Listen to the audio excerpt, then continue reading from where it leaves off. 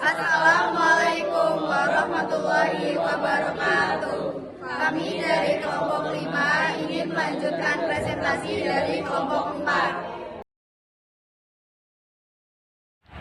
Assalamualaikum warahmatullahi wabarakatuh. Perkenalkan, nama saya Vina Syafira. Di sini saya akan melanjutkan materi dari kelompok sebelumnya, dan di sini saya akan menjelaskan materi tentang Partai Komunis Indonesia atau PKI. Nah, jadi awalnya benih paham komunis di Indonesia itu diperkenalkan oleh HJFM Snevliet pada tahun 1913. Nah, Snevliet ini tuh seorang pemimpin dari organisasi buruh yang ada di Belanda. Nah, lalu pada tahun 1914, Snevliet ini mendirikan organisasi yang bernama Indische Social Demokratische Vereniging atau ISDV. Nah, awalnya organisasi ini tuh nggak mendapat tanggapan dari orang Indonesia, namun Snevliet itu nggak kehabisan ide, jadi dia tuh berpikir bagaimana kalau misalkan dia itu menggabungkan organisasinya dengan organisasi yang sudah ada di Indonesia. Nah, akhirnya ISDV masuk dan menjalin hubungan dengan tokoh-tokoh organisasi Serikat Islam, dan ISDV berhasil mempengaruhi dua pimpinan Serikat Islam cabang Semarang, yaitu Semaun dan Darsono.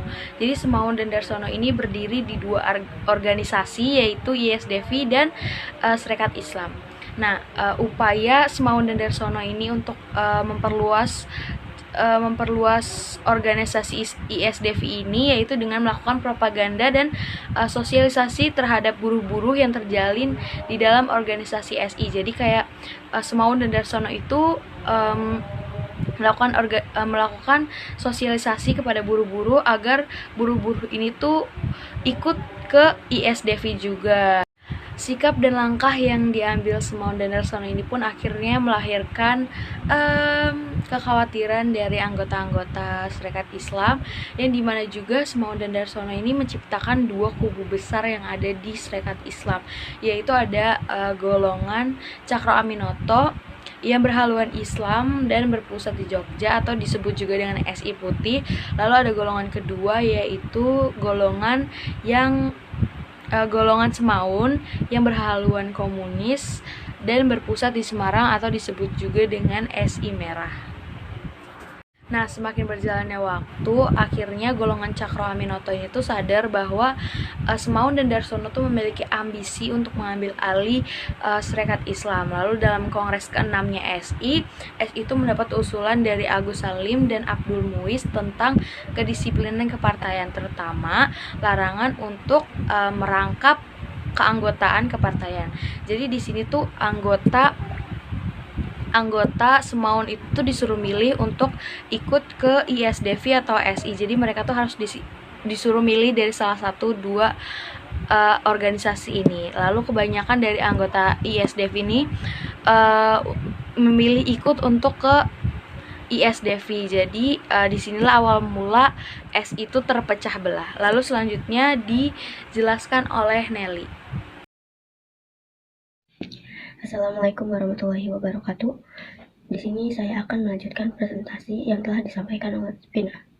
Pada tanggal 23 Mei 1923, awalnya PKI itu bernama Perserikat Komunis India, lalu diubah lagi menjadi Partai Komunis India. Nah, diubah lagi itu menjadi Partai Komunis Indonesia. Nah, PKI ini melakukan pemberontakan dua kali. Yang pertama di Jawa, terus yang kedua itu di Sumatera Barat. Nah, akibat pemberontakan ini, banyak tokoh-tokoh PKI itu dibuang ke Papua, dan PKI dianggap organisasi terlarang oleh Belanda. Selanjutnya ada PNI. PNI awalnya bernama Perserikat Nasional Indonesia, lalu diubah menjadi Partai Nasional Indonesia. Nah, PNI ini ketuanya itu Soekarno dan mempunyai 8 anggota lainnya. Tujuan PNI ini adalah menjadi suatu wadah untuk para kaum komunis yang ingin memperjuangkan kemerdekaan Indonesia. Nah, PNI ini dilandaskan oleh 3 asasi. Yang pertama itu menolong diri sendiri, yang kedua itu tidak akan melakukan kerjasama dengan Belanda, yang ketiga adalah merentaskan kemiskinan dan kesengsaraan rakyat. Sekian presentasi dari saya. Materi selanjutnya akan disampaikan oleh teman saya.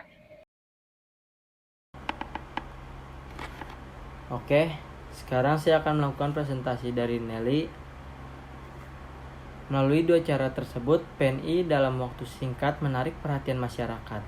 Menjelang akhir tahun 1929, muncul desas-desus bahwa PNI akan mengadakan pemberontakan. Pada awal tahun 1930, pemerintah kolonial Belanda yang terpengaruh melakukan penggeledahan serta penangkapan 4 pemimpin PNI. Mereka kemudian diajukan pengadilan di Bandung dengan tuduhan mengambil bagian dalam organisasi yang mempunyai tujuan menjalankan kejahatan. Di pengadilan, Soekarno membacakan pembelaan pledoi yang berjudul Indonesia Menggugat. Dalam pledoi itu, ia menandaskan bahwa penggerakan nasional di Indonesia bukanlah buatan kaum intelektual dan komunis, melainkan juga reaksi umum yang wajar dari masyarakat jajahan yang di dalam batinnya merasa telah merdeka. Pembelaan tersebut tidak dapat membebaskan Soekarno dari hukuman 4 tahun penjara di penjara Sukamiskin, Bandung. Demi alasan keselamatan, pada tahun 1931, pengurus besar PNI membubarkan PNI. Pembubaran ini menimbulkan pro dan kontra. Sekian presentasi dari saya, dan selanjutnya presentasi akan dilanjutkan oleh Dela. Baik, saya akan menjelaskan tentang Partai Indonesia atau Partindo. Partai Indonesia sendiri sudah ada sejak lama, dan Partai Indonesia ini merupakan salah satu partai politik yang ada di Indonesia. Awalnya karena PNI merasa mengalami masa-masa tertekan karena Soekarno dan kawan-kawannya telah ditangkap oleh kolonial Belanda, sehingga Sartono sebagai sang pemimpin dari PNI tersebut memutuskan untuk membubarkan PNI itu. Tujuannya agar untuk melindungi anggota-anggota PNI agar tidak terkena tuduhan sebagai partai terlarang. Tetapi Sartono masih ingin mencari jalan lain untuk melanjutkan perjuangannya tersebut. Anggota-anggota ini terbagi menjadi 2, yaitu anggota yang tidak setuju dan anggota yang setuju. Anggota yang tidak setuju dengan adanya pembubaran ini biasa disebut juga dengan golongan merdeka. Nah, golongan merdeka ini membuat organisasi baru kembali yang dinamakan sebagai Pendidikan Nasional Indonesia atau PNI baru. Nah, golongan merdeka ini mengkritik tentang adanya ketergantungan terhadap pemimpin, tapi ia lebih memprioritaskan tentang pentingnya pendidikan kader. Nah, anggota-anggota yang setuju ini membentuk kembali sebuah partai yang dinamakan dengan Partai Indonesia atau Partindo.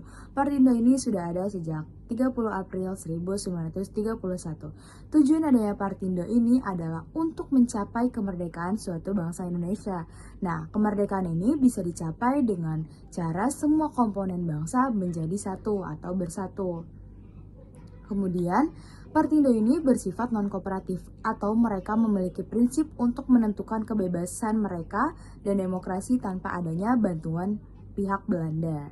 Kemudian Bung Karno telah keluar dari penjara dan ia mendapati bahwa PNI lama telah terbagi menjadi 2, yaitu PNI baru dan Partindo. Kemudian Bung Karno membuat sebuah kongres, di mana di dalam kongres itu ia menekankan konsep marhaenisme, yaitu kaum marhaen atau rakyat kecil merupakan bagian terbesar dari bangsa Indonesia ini atau masyarakat Indonesia. Nah, karena Partindo ini bersifat non-kooperatif, akhirnya pihak Belanda menangkap kembali Soekarno dan ia dibuang ke Flores. Kemudian, pihak Belanda semakin memperketat pengawasannya. Ia mengarahkan semua polisi ke rapat-rapat, lalu ia juga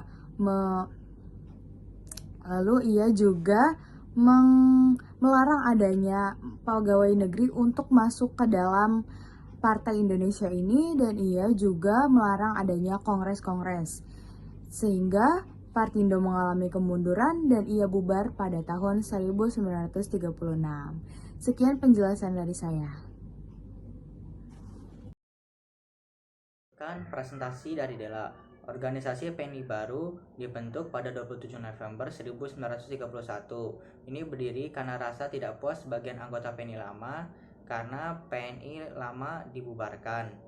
Menurut para penegak yaitu Muhammad Hatta dan juga Sultan Syahrir, apa yang dilakukan Sartono merupakan cerminan sikap mudah menyerah terhadap pemerintah kolonial Belanda yang memusuhi partai tersebut.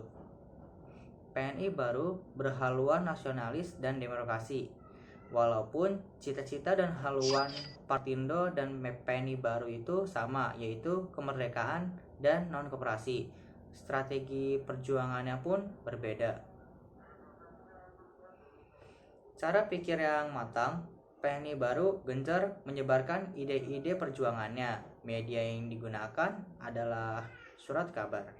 Muhammad Hatta sendiri dengan sangat aktif menyebarkan pamflet-pamflet berisi tulisannya itu berjudul Ke Arah Indonesia Merdeka. Dalam tulisannya, dengan semangat ia mengatakan, pemerintahan yang baik adalah pemerintahan rakyat, bukan pemerintahan yang dipimpin oleh priai ataupun golongan cendekiawan yang hanya mementingkan dirinya sendiri. Oleh karena itu, strategi perjuangannya bersifat non-kooperatif. PNI baru juga mengalami tindakan represif dari pemerintah kolonial. Hatta dan Sultan Syahrir ditangkap lalu dibuang ke Bovendigul, Papua pada tahun 1934, kemudian ke Banda pada tahun 1936. Tidak lama kemudian keduanya dipindahkan ke Sukabumi pada masa kolonial Jepang. Sekian presentasi dari saya. Selanjutnya akan dijelaskan lagi oleh Aska. Assalamualaikum warahmatullahi wabarakatuh. Perkenalkan, nama saya Aska Mutiara. Saya ingin melanjutkan presentasi dari Raffi. Periode bertahan. Periode bertahan adalah ketika gerakan nasionalisme di Indonesia berupaya lebih moderat dan menahan diri.